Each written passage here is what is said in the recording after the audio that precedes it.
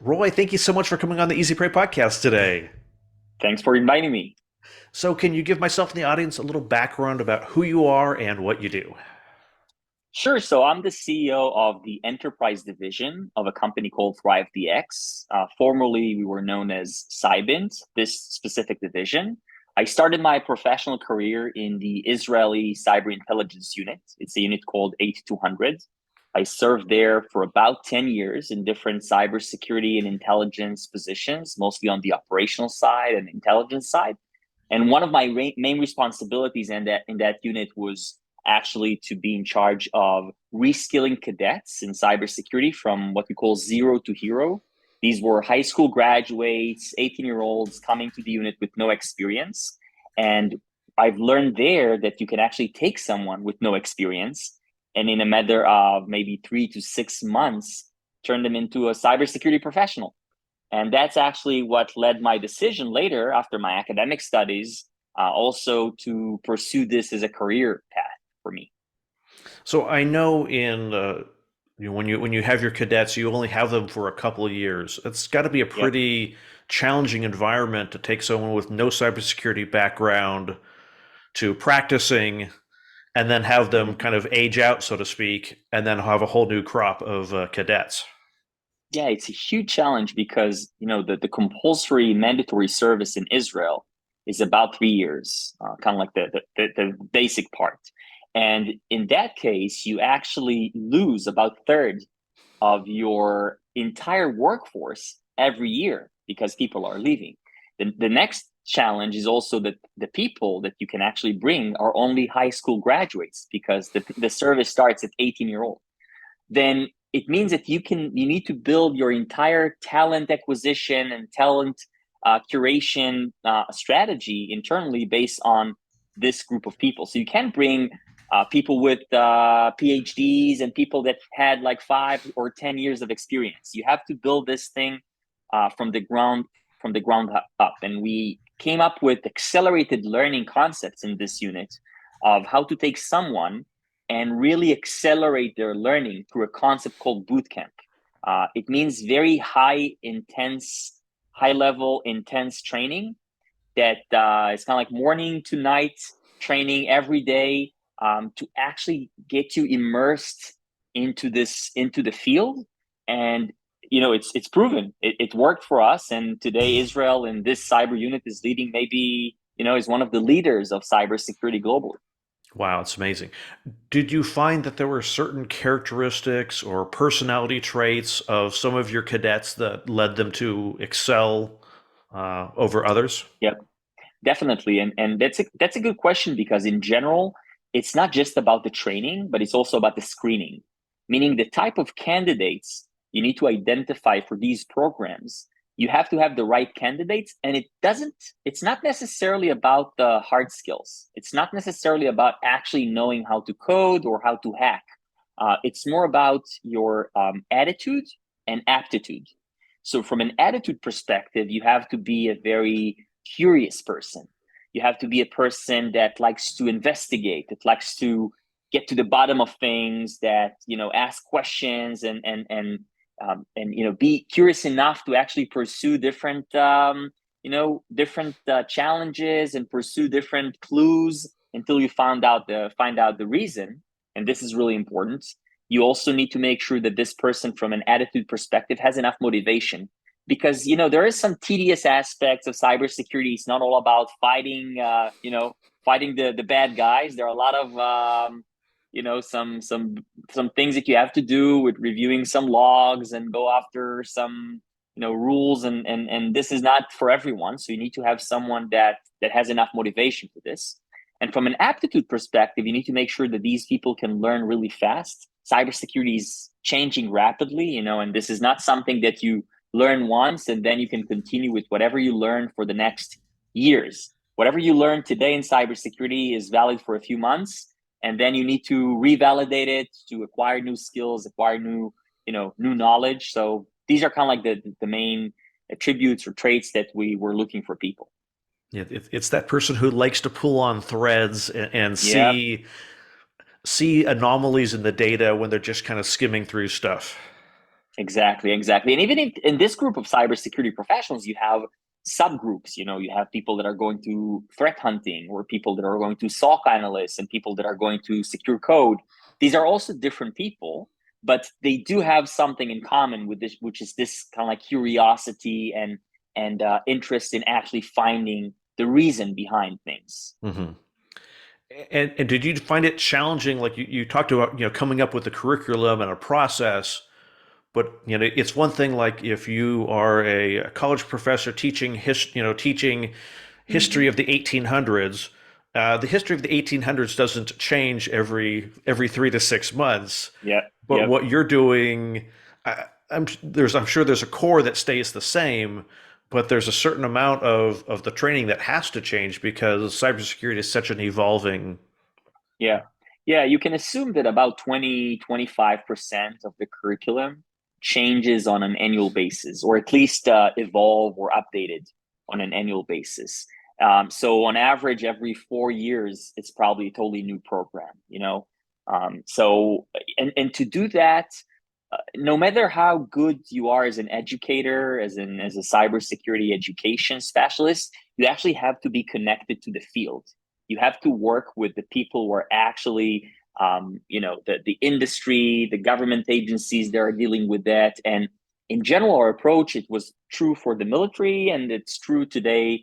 What we are doing at Thrive DX is actually working with um, educators, industry experts, government experts, and constantly reviewing the threats and constantly identifying, what is changing, what tools are available, what processes are available, and keep updating this in the different curriculum that we have. Uh, so is it challenging making that switch from, you've got people who have to be there and you've got them for 24 hours a day effectively, to all of a sudden moving over to a corporate environment where people have families and kids and go home at the end of the day, Yeah, and definitely. trying to apply some of that same boot camp mentality to a different situation. Definitely. It's not for everyone, and we have different models. First, not all of our training is bootcamp style. So, the corporate training for people who are already working in a corporate environment in different groups, not just cybersecurity professionals. These can be cyber professionals or application security experts or IT people or just general employees that require awareness. Um, the concept is totally different. It's a lot about micro learning, very short, short training, focus training that takes in consideration that it's a work environment. You have limited time. You still have work to get done, and also you have your life and family and other stuff. And this is of course in the corporate side. And we do have on our kind of like suite of products, we do have boot camps still. In this case, some of them are part time, so these are actually good for people that are working, and it's not this from from day to night, 24/7. But you'll find it's surprisingly you'll find some people that actually prefer to take off like 2 or 3 months of their professional life. They still have their personal life, of course, in the evening, etc. But kind of like saying, you know what, now I'm going to get myself immersed in cybersecurity for 2 3 months. Maybe these people are right now unemployed. Maybe they are between jobs. Maybe they decided to shift their career and start something new. And they actually prefer, in some cases, to take our full-time programs, which we also have available. Hmm. And we find actually that people that can do it, the results are amazing because it's changing their entire mindset, because they're doing it day after day after day for 3 months, and this is really really intense. This is really successful. So when you have people looking into cybersecurity, are there like common misconceptions about the field? Yeah, I think, one of the, I participated, I was one of the keynote speakers at a conference a few months ago at the NICE conference, the National Initiative of Cybersecurity Education, by NIST in the US. And actually the topic of the entire conference, not just my speaking session, was demystifying cybersecurity. That was kind of like the entire topic of the conference, because there is something around cybersecurity that people are afraid of or deterred. Like they think about this thing as it's a very complicated, very complex field, super technical, super technological. And in some aspects, it is. You know, there are a lot of aspects of technological challenge and technical challenges. But in my point of view, and it's not just my point of view, cybersecurity is much more a business issue or a human issue, human factor issue than a technological challenge. I mean, if you get to the bottom, like to the core of this, this is about protecting assets, networks, people, data, secrets. Protect them against those who are trying to steal them, change them, create something, spy on them. So it's the mindset is much more um, there's much more business elements to this than technological elements to this. You actually need to understand what's behind it and motivations and etc.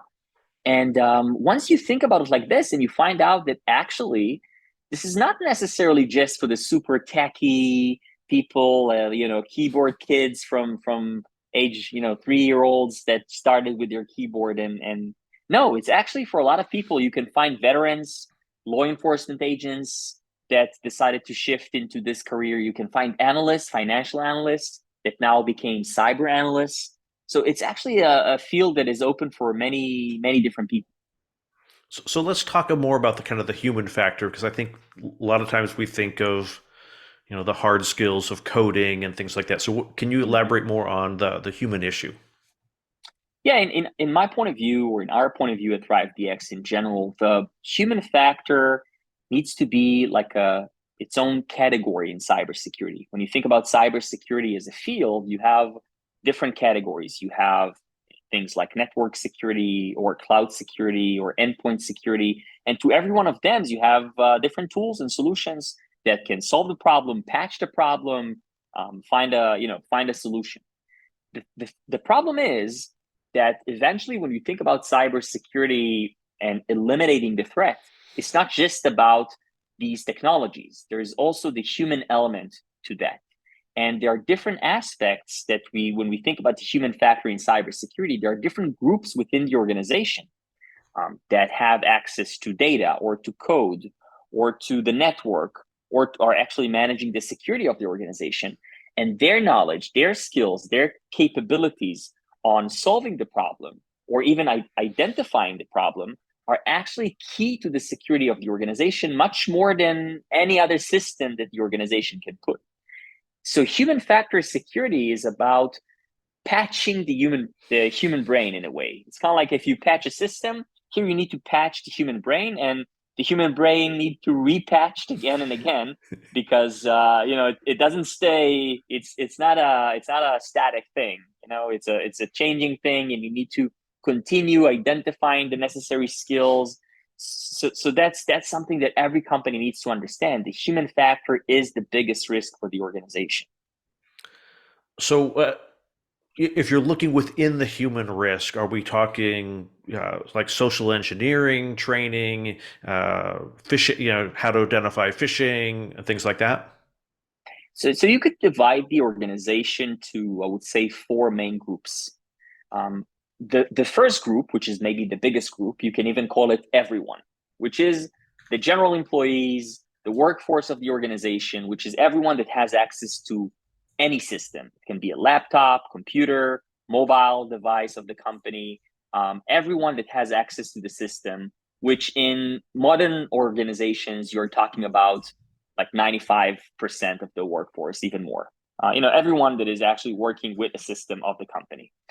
These people, they need to be patched, quote unquote, or trained for things like phishing, social engineering, awareness in general, or beyond awareness, having understanding of how hackers and these adversaries are targeting them, and they need to be trained in a way that will actually change their behavior. Because just to know that something can happen or to be aware of that doesn't necessarily mean you're going to change your behavior. And we all know this from our lives. We know about a lot of things that are not working, they're not good for us, and we still do them. So that's like the first group, Hmm. the everyone. And then you have another group, which is let's call them the technological professionals in the organization. They're not cybersecurity professionals, but require cybersecurity skills. They require cybersecurity skills because they deal with things that have huge impact on the cybersecurity of the organization. The best example are the developers, engineers and developers. They actually develop the code of the systems of the organization or code of systems that are going to customers. And their lack of knowledge in secure code and application security is critical because that's what creates the vulnerabilities. So that's the second group.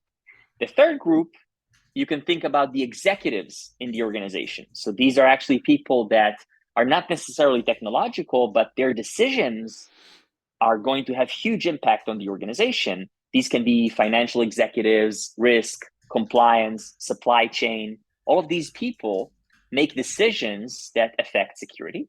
And the last group, the fourth group, is actually the cybersecurity professionals, which is the smallest group, but still need hands-on skills in security. So that's kind of like when you think about the organization, you need to make sure that every one of these groups gets the necessary training, skills, knowledge to perform.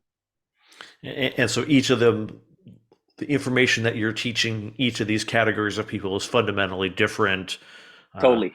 Totally. I assume when you're talking to corporate, the corporate execs, it's more about getting buy-in to empower the other three Mm-hmm. groups to do what they need to do. I know, Yeah. 10, Yeah. 15 Yeah. years ago, if you tried to go to an exec and say, hey, I need a couple $1 million for cybersecurity, they kind of laugh you out of Yeah. the room because Exactly. who's gonna target us? What do we need to worry about? We don't have anything. We don't have any state secrets here. Yeah. We want to give And, that money to the marketing department. exactly. And today the challenges may be different. Today they understand it's a huge risk, but some of them, and I'm even teaching cybersecurity at an MBA program in one of the universities in Israel. And one of the things I hear from the executives there, it's an executive program. I hear that they are in this situation where they know cybersecurity is a huge issue, but they feel they lack the knowledge or skills to even ask the right questions. And then in a way they're kind of being forced to now they are actually providing the budget, but they feel they are forced to provide the budget because these doomsday Yeah. scenarios that are being presented to them, and they don't know how to even think about this or address this in a professional way that will allow them to make decisions. So this is actually shifting, and now they need the skills. So definitely the different skills and knowledge for every one of these group is significantly different, but also the delivery method is different. For example, a developer wouldn't want to watch most developers wouldn't want to watch videos or play general games. They want to review the code, show them. If you want to teach them cybersecurity, teach them through the code, show Yeah. them the code, show them the vulnerabilities in the code. They used to read code and review code, they prefer, versus maybe IT professionals that maybe will prefer something that is more video, versus a cybersecurity professional that would prefer a lab to hack into the lab, and an executive that maybe prefer a workshop, a live workshop, something that is much more interactive with maybe a facilitator or moderator. So these groups not only require different knowledge and skills, but also different delivery methods.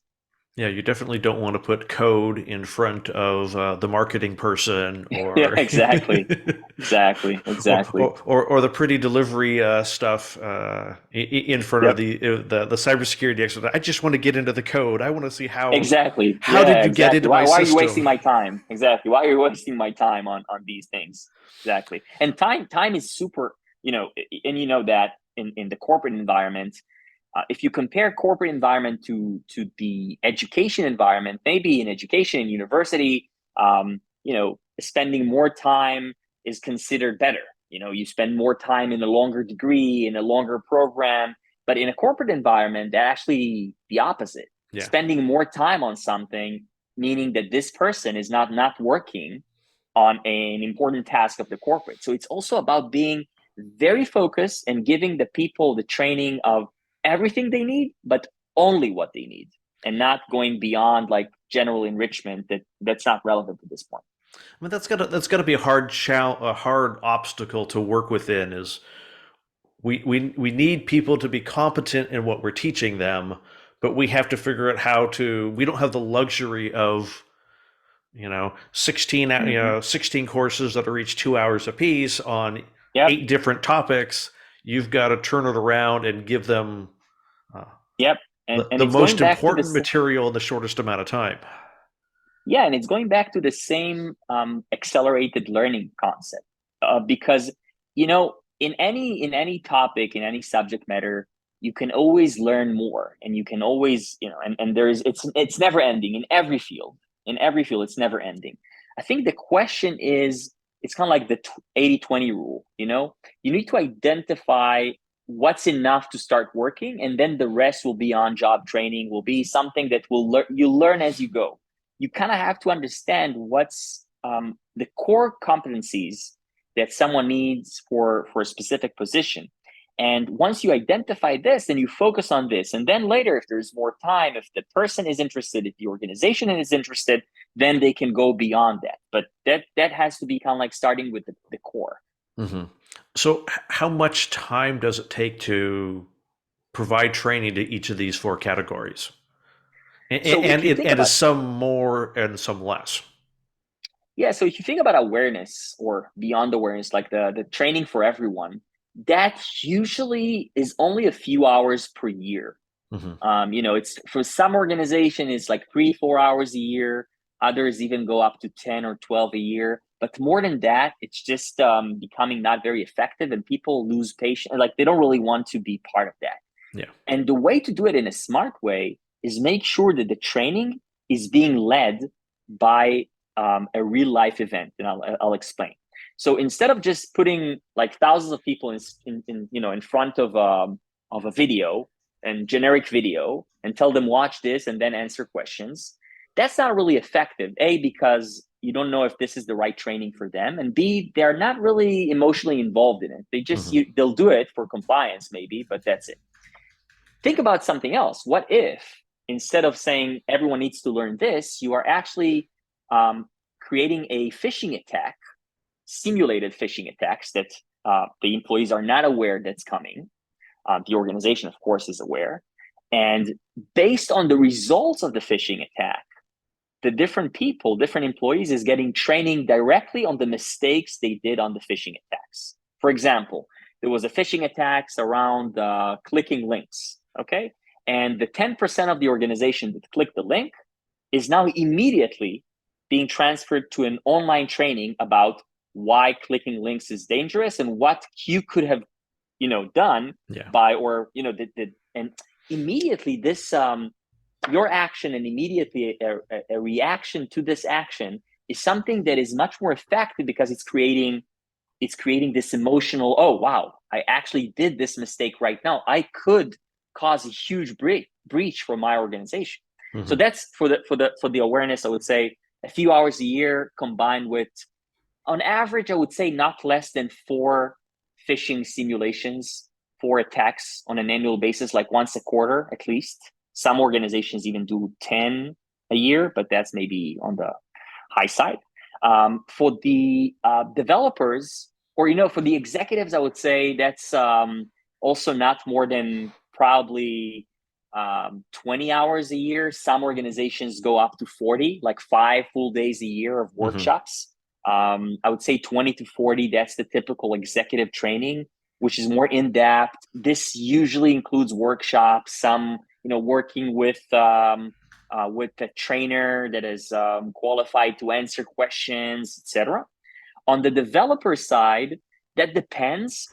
The training itself has to be very short. Every piece of training, short meaning 5 to 15 minutes, Hmm. probably closer to 5 on every segment. Um, and with developers, I would actually allow them to explore themselves. I wouldn't force developers to sit for hours of training per year. In general, and again, I'm not trying to. I don't know all of the developers, but in general, as a group, it's a much less compliant group. The developers, it's much more. They want to do what makes sense for them, and I would actually get them excited about security by actually showing them the code of real breaches and explore the breaches. So I would say probably less than 10 hours a year, but divided into many, many small segments of 5 to 10 minutes. And with security professional, that depends. If you are just starting security training, if you're just getting into the field, then the average boot camp is not just by ThriveDX. If you also look at the market, the average boot camp is our boot camp is about 480, almost 500 hours. The Wow. full boot camp, yeah, very intense. And if you look at some other boot camps that are maybe shorter, could be 250 hours. And we also have an extended version of the boot camp that can be more than 500 hours. So this is kind of like if somebody will tell you you can go from zero to hero in cybersecurity in 40 hours, it's not possible. Not that I know of, right? But you also don't need 3 years. Yeah. You could do it in 3 to 6 months or 6+ months, not full time, and learning these 400 plus hours, and you'll be very successful. So what would let's go through each of these groups again, and let's give like what you'd think of as the uh, a core learning for that group. So if you're talking about kind of the everyone, we talked about like phishing links. It's like, hey, Yep. don't just click on things when emails arrive.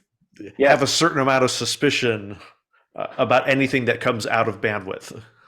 Yeah. So I think in a way, it's there is a concept in learning and education that's called the Bloom's Taxonomy.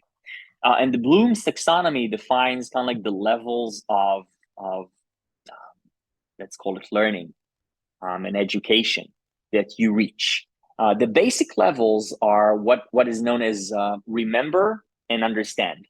So remember and understand, this is something that I would say the awareness group or the general employees, the everyone needs to have. So you need to make sure that your people, first, they remember. They remember that do's and don'ts. They remember that. That's the basics. They can't go beyond that.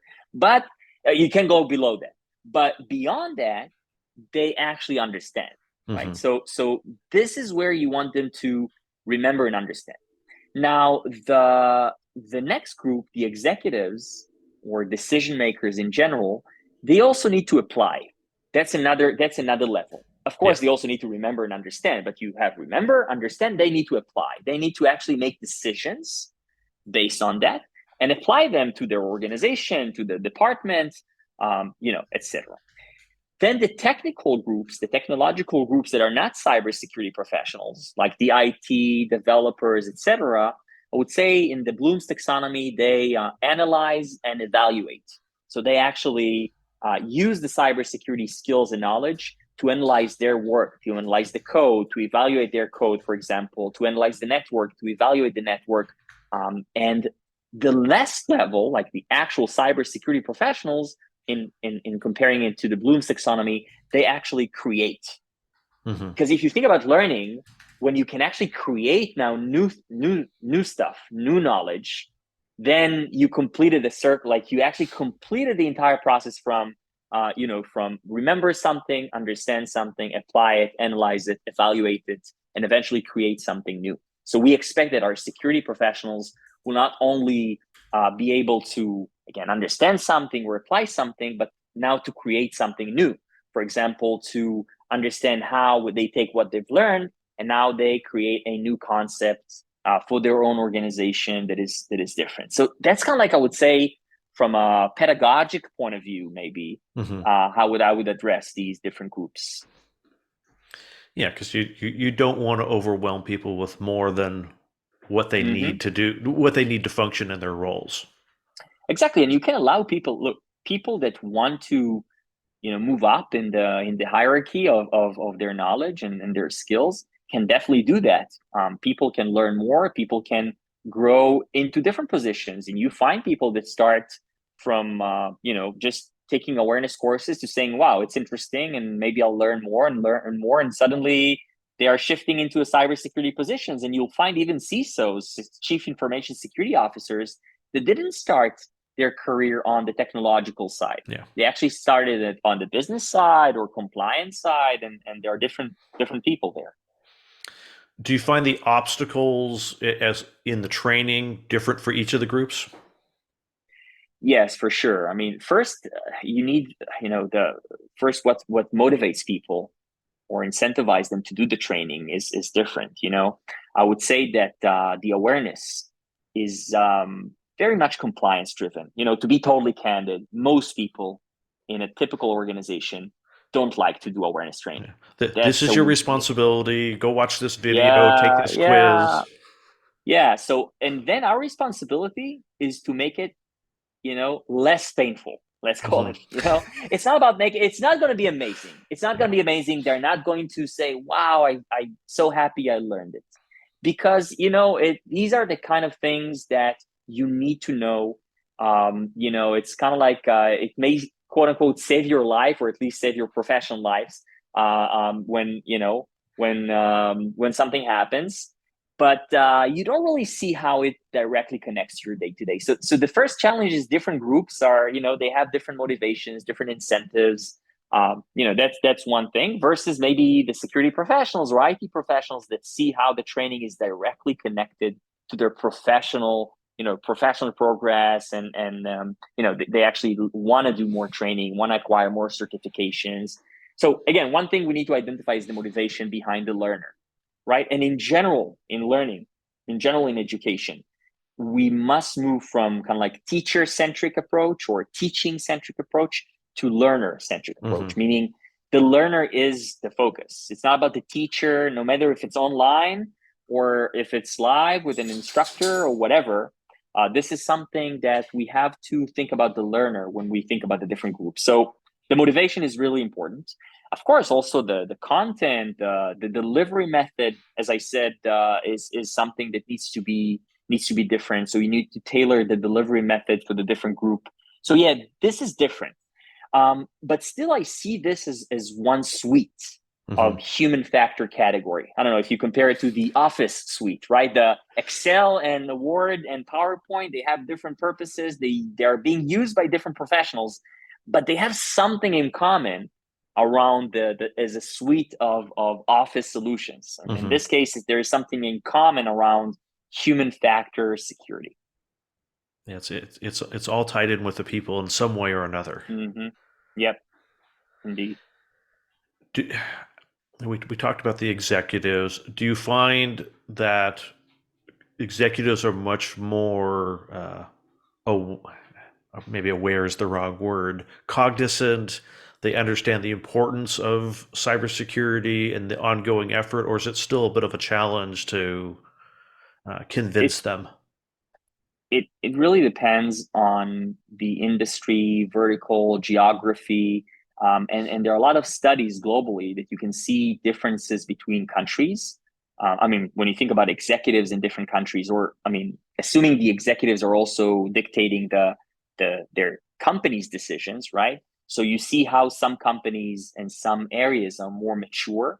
So you see industries like the financial industry or healthcare industry, government, that are more mature in their cybersecurity understanding and posture, and because they were also targeted, Hmm. and other industries that are maybe still behind or catching up. Same in geographies, you see some countries. I think US is better than most of the world, but still maybe a bit behind from some other countries globally in understanding the importance of cybersecurity in the business perspective. And you see some regions in the world that are, I would say, 10 maybe 15 years behind, Hmm. and they will need to move much faster. They will need to accelerate the change. So I would say the executives in different companies in different regions are very different, but in general we see this improving year over year. People do understand, and because a cybersecurity attack or a breach is not a matter of if, it's a matter of when. So every executive will have to face this at some point in their career.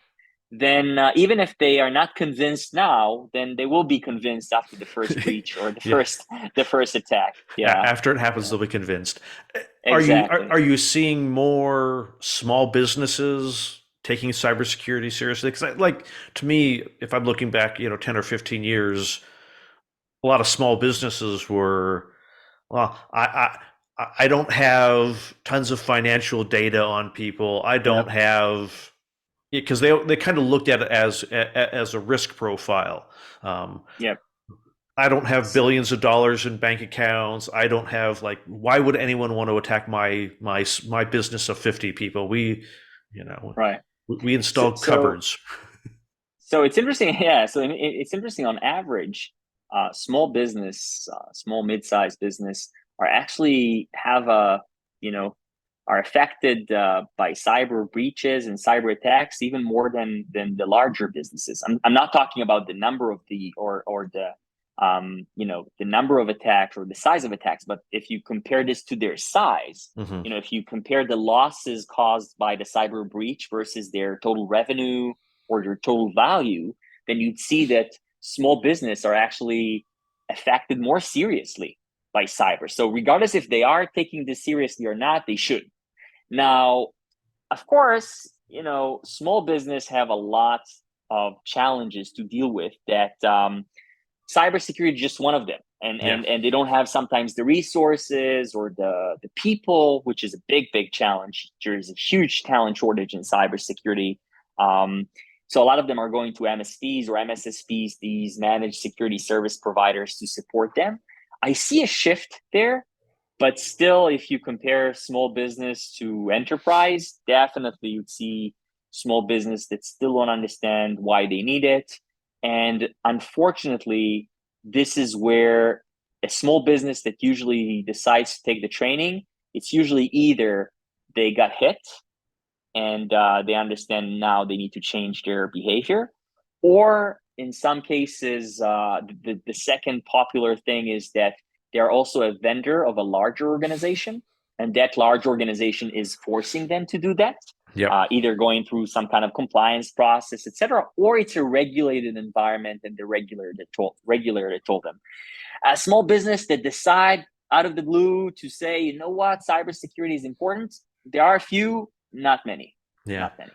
Yeah. I suppose a few insurance companies will force their clients to take cybersecurity measures That's a seriously. really important point. What you're saying right now, the insurance companies, and we have a lot of discussions with insurance companies, and around cyber insurance in general. And we do see that cyber insurance right now is starting to force businesses that if they want to get the policy, it's not even to affect the premiums. It's even just if they want to get the policy, they have to put in place several things. And one of these things now is awareness training, beyond awareness training, and more insurance companies will not give you a policy, if you don't do that. So that could actually educate the market much faster than any education company could do. Yeah. Yeah. So as we wrap up here, are there any particular resources that you have available for people who want to learn more about cybersecurity education? Yes, sure. We have in our thrivedx.com website, we actually have blogs and resources and articles that are very professional articles about different topics, from awareness and application security, etc. We also have, for the developers among the listeners, we also have in a website called application.security a lot of different challenges and free practice environments on different breaches that actually happen. So in general, we have, and we believe as an education company, we believe that first we need to make sure that everyone is have access to resources and awareness of cybersecurity, and of course we have these available for the general audience. Awesome. So if people want to find you or Thrive DX online, where can they find you guys? So they can go to thrivedx.com. That's the website, the main websites, and there are several segments there. So we have segments for education institutions and segments for enterprise, and also segment for individuals and talent that we provide. That's I would say the main side. I'm also available on LinkedIn, Roy Zur. I'm happy to connect there and share ideas and thoughts and opportunities, and we do it a lot. And we also have some other groups in the or other websites in the group that are dedicated to specific audiences. I would say the most popular one is application.security, which is specifically for developers and engineers, very popular among developers and engineers with a lot of free content and exercises. Awesome. Roy, thank you so much for coming on the Easy Pray podcast today. Thanks for inviting me. It was great being here.